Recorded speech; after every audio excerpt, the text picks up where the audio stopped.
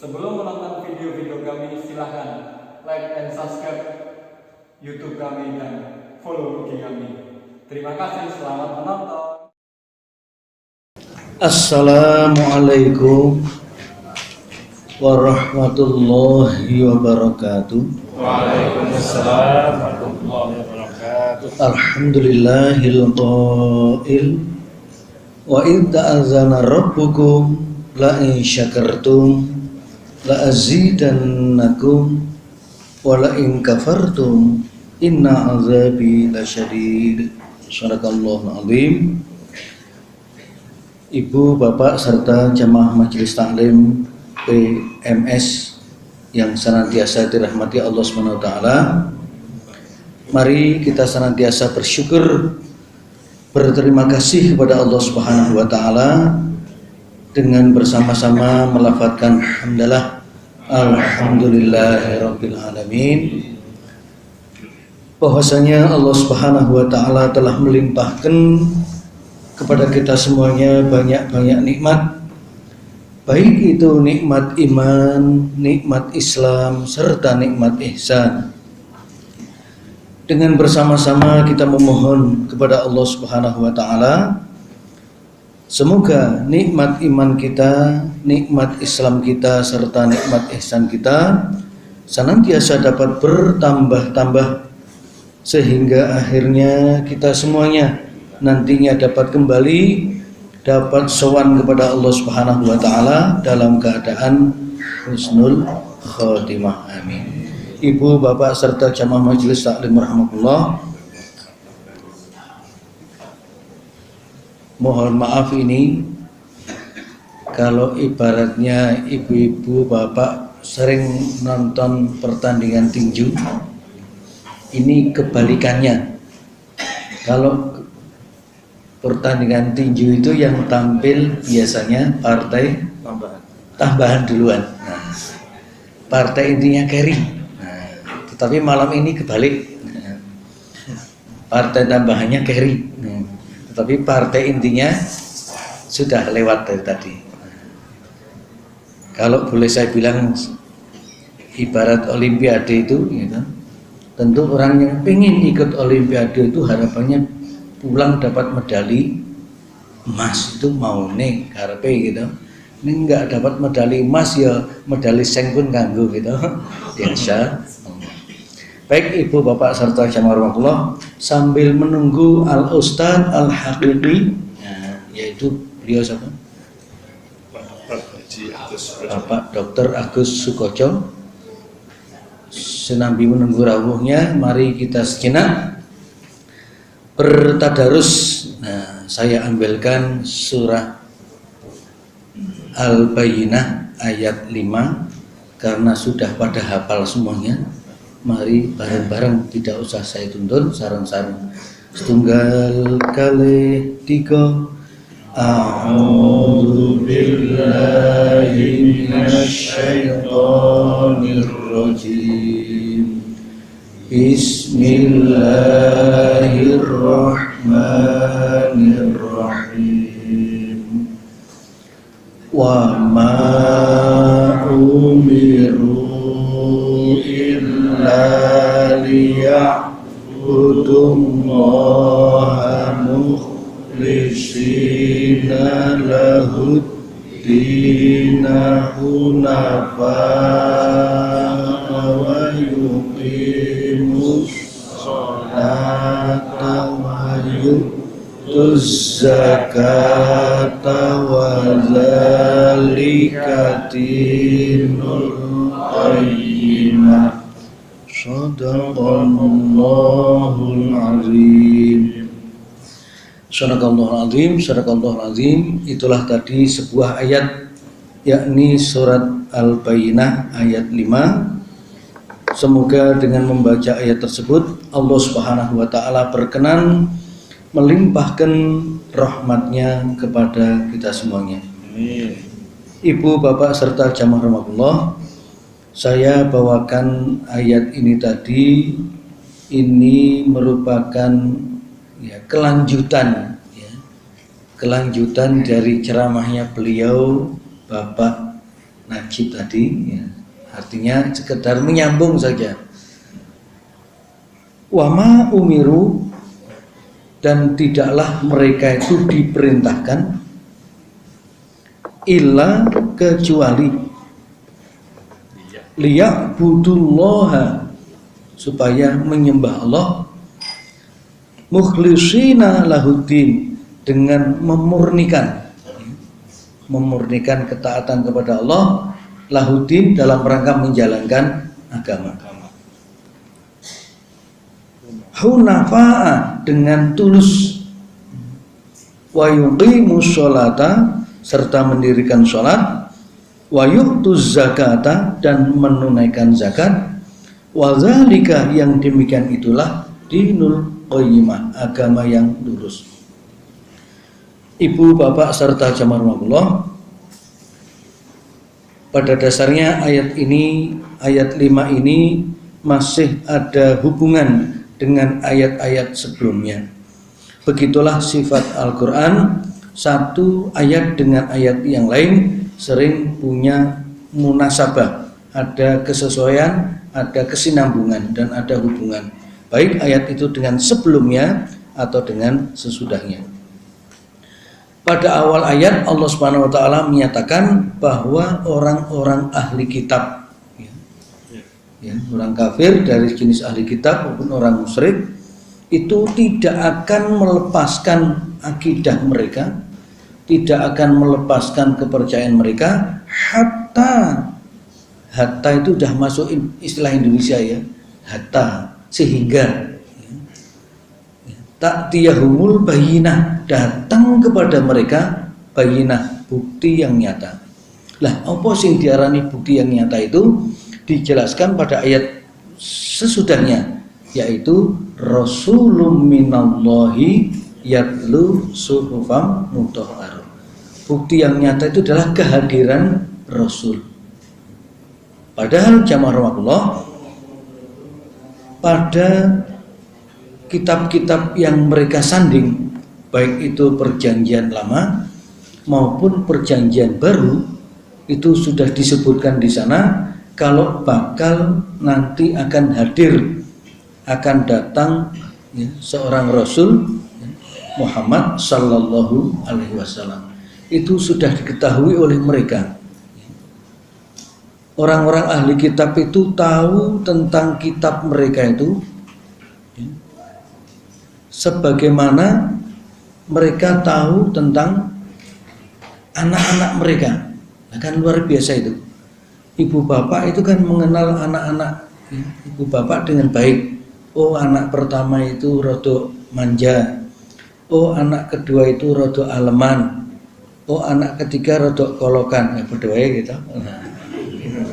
Tahu masing-masing bedanya. Lah, seperti itu orang ahli kitab terhadap kitab mereka. Jadi tahu betul. Tetapi pengetahuan mereka itu ternyata tidak klop ketika bukti itu datang. Ketika betul-betul Rasulullah Sallallahu Alaihi Wasallam jedul ya, datang, mereka bahasa kauman apa? Muntir. Nah, begitu datang buktinya, mereka ingkolabar Rasul ala akibai. Nah, muntir itu tadi. Jadi sesungguhnya mereka sudah meyakini demikian muntir, meskipun tidak semua orang ahli kitab itu ya tidak menerima. Ada juga yang menerima, tetapi mungkin menyembunyikan kepercayaan mereka. Jamaah rahmatullah, barangkali kita ingat ketika Rasulullah Sallallahu Alaihi Wasallam masih muda, sering dibawa oleh pamannya berdagang, antara lain ke negeri Syam. Ya. Syam itu kalau sekarang namanya apa? Syria. Ya. Nah, di tengah jalan itu kepeduk seorang, kepeduk itu bahasa misalnya Pak, berjumpa. Kepeduk seorang pendeta. Nah, pendeta itu begitu lihat Kanjeng Nabi itu sudah dong, sudah tahu kalau itu bakal besok jadi orang besar. Dari mana tahu? Ya karena dia menguasai kitabnya. Tahu dalam kitabnya itu ciri-ciri disebutkan ya, Rasulullah bakal datang akhir zaman ya, itu ciri-cirinya sudah diketahui oleh mereka. Maka begitu melihat ponakane Abu Thalib, itu begitu lihat tuh langsung menasihati Abu Thalib, tolong anak muda ini dijaga dengan baik sebab besok akan menjadi orang besar. Tahu dari mana? Dari kitab mereka. Ya, ini pendeta yang baik, ya, yang mau bloko. Tetapi seberapa banyak pendeta yang tidak mau bloko? Nah, mereka menyembunyikan kebenaran. Sampai-sampai ya mungkin murid-murid mereka atau pemeluk mereka kalau mau belajar kitab tidak boleh, ya, karena takut nanti muntir, ya, muntir menjadi murtad dari ajaran mereka. Kembali kepada ayat ini, jazakumullah. Mereka orang-orang ahli kitab itu tidaklah disuruh apa-apa kecuali hanya kata Allah liya'budullaha mukhlishin. Ayat ini juga menjadi cerminan buat kita semuanya. Prinsip dalam beribadah itu adalah akhlasa yukhlisu ikhlas. Ya. Ikhlas itu murni, kholis itu murni. Ya. Pernah ada sebuah hadis yang menyebutkan kalau ada seorang, ya, seorang punya tanda-tanda kemunafikan, ya, kemunafikan, ya. Munafik itu kan banyak tandanya. Apabila berbicara dobos, terus berjanji ingkar, dipercaya khianat. Yang terakhir nek debat ora kalah. Nah, itu ngeyel. Nah, itu keempat. Kalau ada orang punya ciri satu, maka dia berarti mempunyai khoslatun minan nifaq. Satu ciri, ya, ciri untuk apa namanya, dari kemurnian seorang munafik. Nah, tapi kalau empat itu dicapai, maka dia termasuk munafik yang kholis, yang murni tenang, yang kholis yang murni. Na'udzubillah min. Kembali kepada tadi mukhlis, akhlasa yukhlisu, betul-betul memurnikan ketauhidan karena Allah. Maka segala perbuatan yang ditujukan karena Allah itu disebut ikhlas, karena memurnikan. Surat yang biasa terkenal dengan kulhu itu disebut ikhlas karena berisi di sana ketauhidan, memurnikan ketauhidan semata karena Allah Subhanahu wa taala. Ibu bapak saudara jazakumullah. Berikutnya tembung akhlasa yukhlisu itu kalau kita telusuri dari kata-kata kholas, ya. Kholas itu bisa diartikan murni tadi, bisa diartikan selesai. Kalau orang Arab tanya sama temannya, ente kholas? Nah, kamu sudah? Ya. Kholas, ya. Kholas itu saya sudah. Ya. Kholas itu murni, selesai, tuntas. Kholas itu tuntas, tidak ada embel-embel, itu namanya kholas, selesai. Ya. Ibu-ibu kalau nyapu kok tidak beribon, nah, itu berarti nyapunya kholas, tuntas. Tidak ada embel-embel. Orang kalau nyemplungin sesuatu ke kotak infak, ya, bukan infak ya, tapi infak, ya, pakai kof. Ya. Sekarang ada yang meleset ke infak itu iuran faksa katanya.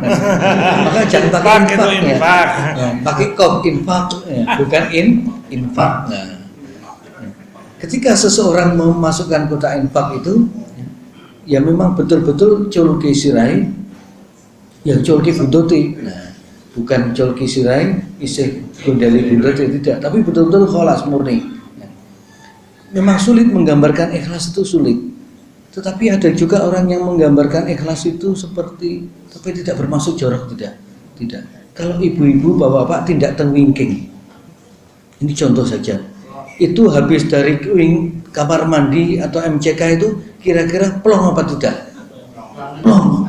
Apapun yang metu, berapapun banyak yang keluar, itu kholas, ya, mesti plong. Tidak mungkin dia gondeli, tidak mungkin iman-iman, tidak mungkin apa kemarin bahasa Inggrisnya oval. Jawa di Inggris gitu. Tidak mungkin orang keluar dari kamar mandi kok awal itu tidak mungkin, mesti kholas, tuntas. Nah, alangkah indahnya kalau orang beramal itu seperti itu tadi.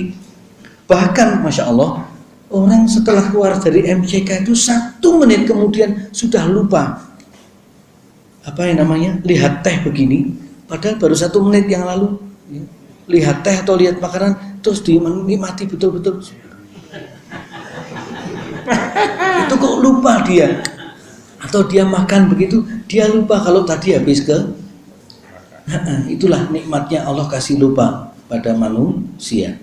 Jamaah rahmatullah, kembali kepada ayat tadi, wama umiru illa liya'budullaha mukhlishin, termasuk dalam tidak hanya dalam apa namanya infak, tetapi terbawa berimbas kepada yang lain ya. Dalam kita ya, sholat itu yang memang dasarnya mukhlisin. Kita kurban juga dasarnya mukhlisin ya. Kalau tidak dasarnya mukhlisin, kalau bahasanya anak muda itu CPD, capek deh gitu. Tuas ngetok duit banyak tetapi ternyata bagi Allah tidak ada nilainya apa-apa ya, nol besar. Na'udzubillah min dzalik.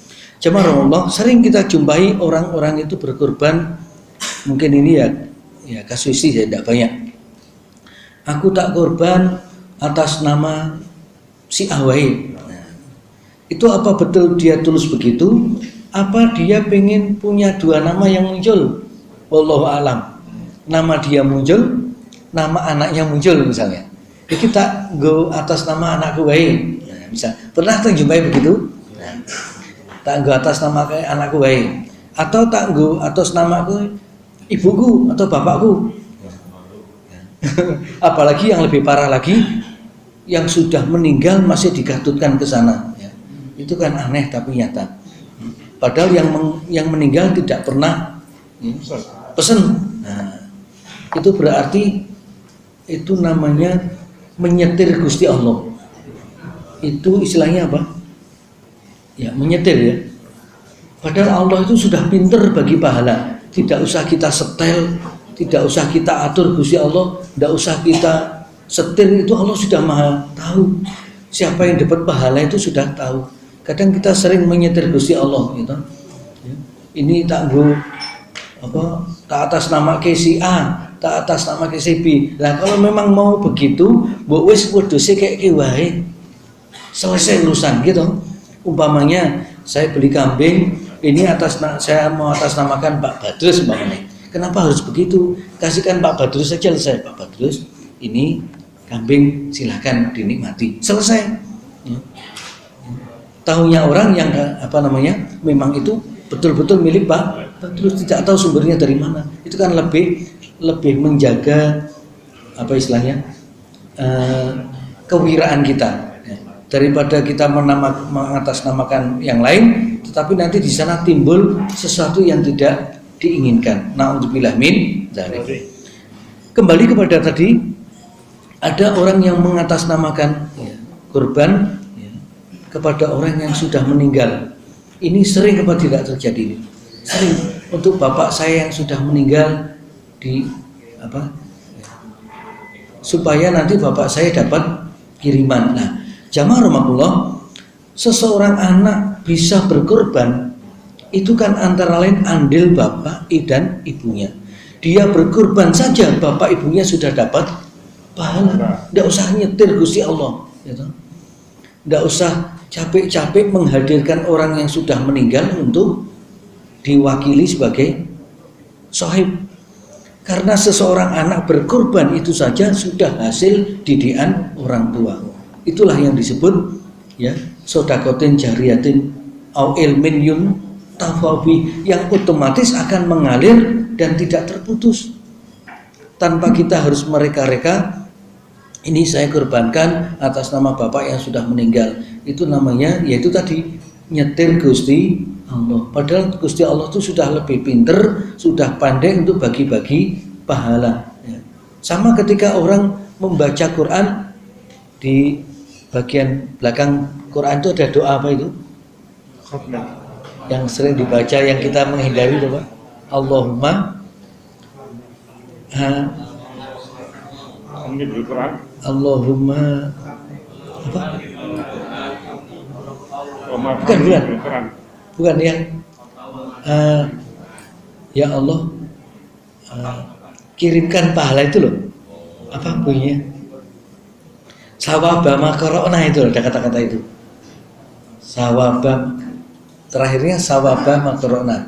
Ya Allah, kirimkan pahala yang kami baca. Nah, ini kan menyetir Gusti Allah. Gitu.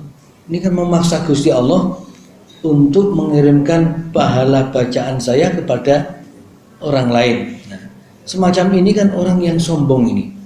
Kenapa kok sombong? Dia baca Quran itu saja burung karuan untuk pahala sesuai dengan niatnya. Belum burung karuan untuk pahala, kok wis buru-buru ngongkon Gusti Allah kon ngirim pahala nih, kan orang yang sombong sekali nih. Ya. Pahala itu kan semata-mata hak itu Allah. Kok kenapa dia nyetir Gusti Allah supaya pahala bacaanku ini dikirimkan ke buat si anu. Nah, Allahumma apa tuh ya? Kok lupa saya? Ada yang ingat? Saya tidak pernah soal itu. Itu di doa khatmil Quran itu loh. Balik. Allah balik sawaba makorokna. Ya Allah, sampaikan pahala apa yang kami baca ini. Nah, itu tuh, sampaikan pahala. Pahalanya rum karuan entuk gitu. Kok lihat dengan sombongnya supaya pahala itu dikirimkan. Nah, itu kan aneh itu. Ya. Padahal dirinya sendiri urung karuan itu pahala. Pahala itu kan sesuai dengan tadi itu. Wa ma umiru illa liya'budullaha mukhlisin. Kalau mukhlisin itu sudah terpenuhi, maka insya Allah ya, Allah dengan husnudzon kepada Allah, Allah akan memberikan pahala kepada kita. Tetapi ya itu tadi syarat utama atau gerbang memasuki ibadah itu tadi adalah mukhlisin. Tetapi tentu saja yang namanya ya, keikhlasan itu atau pemurnian semata-mata karena Allah itu memang betul-betul sulit. Sing ngomong we urung karuan iso. Tetapi bisa jadi yang diajak omong sudah lebih pintar. Gitu? Allahumma jamaah Allah. Tetapi bukan berarti keikhlasan itu sesuatu yang tidak mungkin. Bukan memang sulit, tapi bukan berarti tidak ada. Tetap kita berupaya untuk mencapai keikhlasan itu karena itu adalah gerbang untuk diterimanya amal perbuatan kita atau amal ibadah kita. Maka Allah katakan pada akhir ayat tadi, setelah memundurkan sholat, mereka juga diperintah wa yuqimunas sholat, mendirikan sholat, wa yu'tuz zakat, dan menunaikan zakat. Wa dzalika dinul qayyimah. Nah, itulah agama yang lurus. Ketika orang ahli kitab diseru kepada ayat ini, mereka jelas-jelas itu tadi menolak. Ya, orang-orang kafir itu menolak karena apa? Karena apa yang dibawa oleh Rasulullah SAW itu merusak akidah mereka. Satu, merusak adat istiadat mereka. Maka itu mereka tidak mau. Mereka lebih baik menjaga tradisi lama, yaitu kepada nenek moyang, apa yang menjadi sesembahan nenek moyang mereka dan apa yang menjadi adat istiadat mereka. Karena mengikuti Muhammad bagi mereka itu sesuatu yang bertentangan dengan adat mereka. Maka mereka banyak yang mundur karena itu alasannya. Karena ajaran yang dibawa Muhammad itu merusak akidah mereka. Selama ini mereka hanya percaya ya mungkin pada Lata, Uzza dan sebagainya, dan mereka menjaga adat istiadat yang itu tabu bagi mereka untuk menyelisihinya. Maka banyak sekali kita dapati orang-orang itu ya seperti dikatakan oleh Al-Quran ya, jelas lam yakunil ladzi, lam tidak akan ya, lam yakun tidak akan terjadi ya, lam yakunil ladzina kafaru, orang-orang kafir min ahlil kitab, baik dari jenis golongan ahli kitab maupun orang-orang musyrik ya, munfakin melepaskan akidah mereka hatta ta'tiyahumul bayyinah ya, sampai datang pada bukti yang nyata. Itu Allah mengungkapkan perkataan mereka. mengungkapkan omongan mereka. Tetapi apa yang terjadi? Meskipun datang bukti yang nyata, mereka tidak mau meninggalkan ajaran mereka. Nah, banyak faktor yang mempengaruhi mereka, ya antara yang dua yang saya sebutkan tadi, tetapi juga ada faktor yang lain, mungkin faktor gengsi dan sebagainya. Karena itu berkenaan dengan jabatan, ya. Mungkin dengan jabatan itu, kalau ikut Muhammad nanti jabatannya hilang. Kalau jabatan hilang berarti fulus juga hilang. Nah, itu ikut Muhammad menjadi kiri. Karena itulah mereka tidak mau meninggalkan ajaran mereka. Jamaah rahimakumullah, terakhir kembali kepada apa namanya?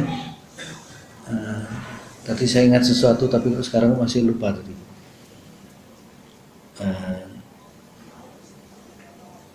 Nanti aja mungkin sambil dialog barangkali semoga ingat. Tadi ingin saya sampaikan, tetapi di awal tadi kok ternyata ya wa ma'an sanihu ila syaiton. Sing tadi kayak ngambing hitam syaiton itu. Wa ma'an sanihu ila syaiton. Tidak ada yang melupakan saya kecuali syaiton. Baik ikhwan fillah, barangkali itu yang bisa saya sampaikan sebagai apa namanya? Sekedar mengisi ya, mengisi kekosongan. Demikian nasrul minallah wa tuqrib. Assalamualaikum warahmatullahi wabarakatuh. Waalaikumsalam warahmatullahi wabarakatuh.